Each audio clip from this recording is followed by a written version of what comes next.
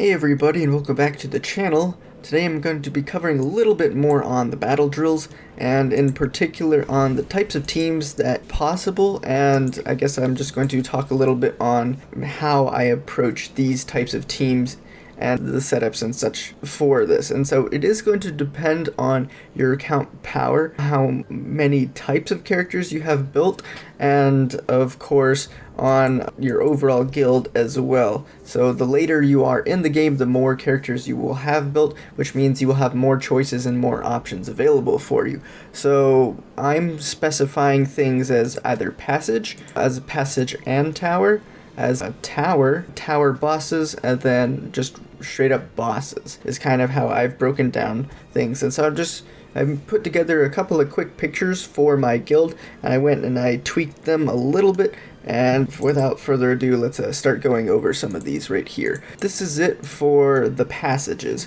And so all of these numbers and colors and stuff, it can be a little confusing, but basically each of these number groupings are my personal optimal groupings as far as potential cores for teams. So if you are on a passage, you have up to 15 teams, so I've done it in groups of 3 up to the 5th group, and then anything that is an X is a character that could be a flex pick. So that these are going to be more characters that are better at single target, but they tend to be characters that a lot of people have focused on a little bit more, or just happen to fill in a certain spot in case you don't have another one of these other characters built up. These aren't in any particular order, but just going over it. So for example, I have like a Parissa and Iron is in one, and I have Flora, Cessia, and a Viperian is another. Then I go on, then I have Cassidy, Temesia, and then Arden. So the whole concept with these is that you have either a frontline AoE damage dealer, and then either a second AoE damage dealer,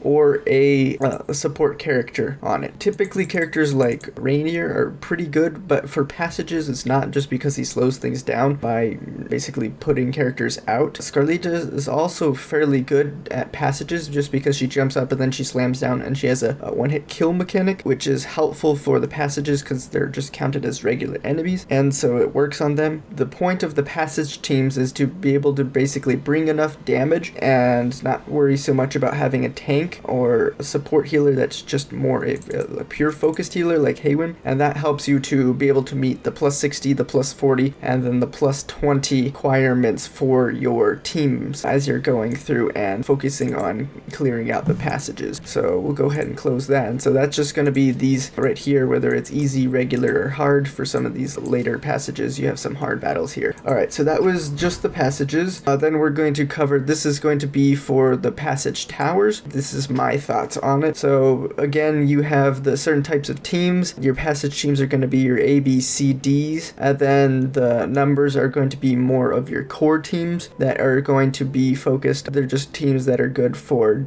doing as much damage for a person who's a little bit lower power, but will have these characters built up, and it'll help them a little bit in the towers as well. So any combination of these is what I feel is going to be good for, you know, a good mix between both passage and towers. Alright, so that was that one. Then I'm going to cover, if I was to just do towers, I would probably do something similar to this, which is just going to be purely AoE focused damage dealings. And so tower, typically I'm going to have 2 teams, which are going to be my main tower teams, which is going to be my A and B, and then my other team, which is going to be my 1 team. Here are the ones, so Odie, Merrily, Smokey, Rainier, and then Kruger. This is going to be my main boss team, just because it's difficult to have enough power to continually hit just a single node. It's good to kind of spread your resources a little bit once you have the available characters and are able to do this, but until then, you know, it's just a little bit more difficult to do so. For the X characters, these are characters that could supplement. Say you don't have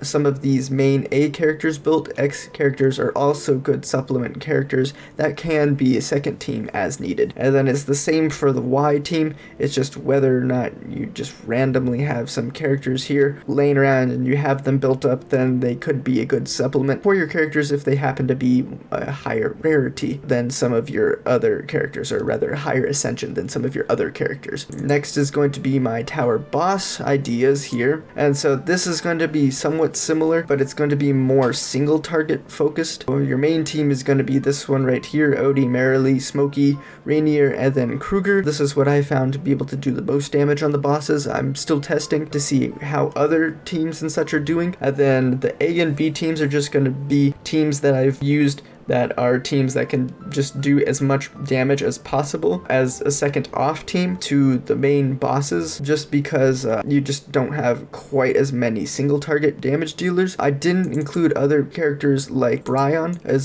fairly good here as well. Probably the only honorable mention, just because I don't really have another good slot for him for these teams that I'm running, just because I wanted to try to focus as much as the faction bonus as possible in here. So instead of doing it here for Reese, I would probably put in Brian, but this B team is more for in case you were doing towers, which is why I included it. That's this team for tower bosses. Then finally, we have just if you were to do straight boss comps, which is kind of how my account is built right now, or what is the characters that I'm bringing. So it's just going to be the standard Odie, Merrily, Smokey, Rainier, and Kruger for now. And then the other two teams are going to be Damien, Leica, Dio, Vala, and then Cassidy. So Dio needs at least 3 different characters that are buffing him, so that's going to be Leica, Damien, your Cassidy. It's important that if you do have this team built up, that Cassidy is applying the buff to Dio and not some of these other characters. Ideally Smokey would be better, but instead if Cassidy is not working for you, Coco is another good alternative. And then it's the same thing for my 3 team here, which is Iron, Corin, Rowan, Carolina, and then Arden. Instead of using Corin, you could also use Brian here, who I found has done fairly well for specifically bosses as well, but my Brian just isn't as high built as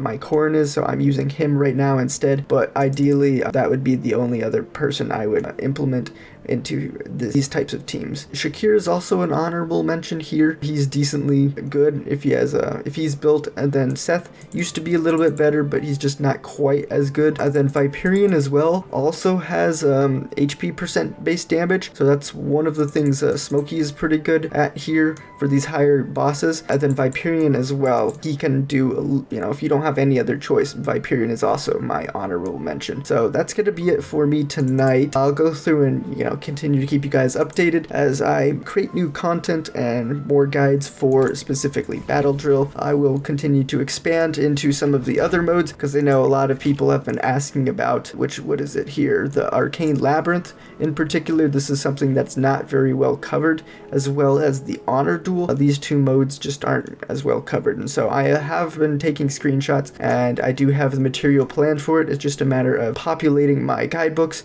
as well as actually recording the content, because, you know, that's kind of important. So yeah, I'll go ahead and end the video there. Thank you all for stopping by. Hope you guys enjoyed this video and it helped you guys out a little bit, you know, provide further insight into team making for the Battle Drill, and I will catch you all at another time.